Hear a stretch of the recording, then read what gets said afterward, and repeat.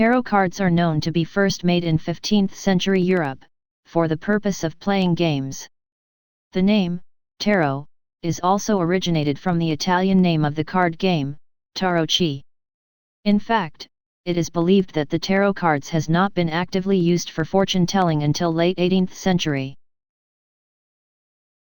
The cards composed of a different number of symbols such as swords, wands, cups, and coins have been already introduced to Europe in the 14th century.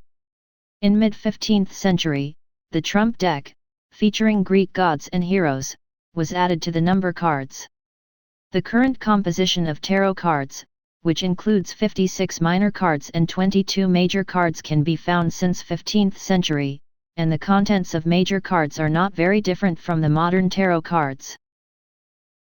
The minor cards, on the other hand, used to look more like modern playing cards, which have a multiple number of same symbols. One well-known exception is Sola-Busca deck in the 15th century, which not only contains 78 cards that corresponds to current tarot decks, but also has a unique design for each minor card. However, most of the cards found afterwards were composed of simple symbols. Tarot cards in its early stage have been widely known as playing cards across Europe until late 18th century, when an occultist named Attila published a book on reading fortune with tarot cards. His real name was Aliette, and he used the reversed spelling as the alias. He also made a tarot deck for fortune-telling, which contained the various aspects of Egyptian, Jewish, Gypsy legends, myths and mysticism.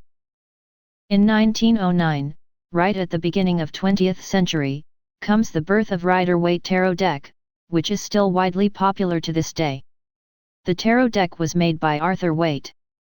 The content of the cards mostly follows the traditional 78-card tarot decks, but this deck features unique image for each minor card, and the major cards also contain various symbolism which can be interpreted in various ways.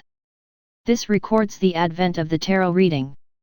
One can now read the keywords from the images and connect them freely to build a story that resides within oneself. One can connect to one's unconscious and to the universal truth. Another famous tarot deck in the 20th century is Thoth Deck of Aleister Crowley. It also contains the same 78 cards, and each card is based on various occult theory including astrology, alchemy, Greek and Egyptian legends and mythology. He also published books that explained the symbolism within each card. They are still widely used to this day. Thoth Deck and Rider-Waite deck has become the two major classes of modern tarot cards. There have been many other tarot cards since then.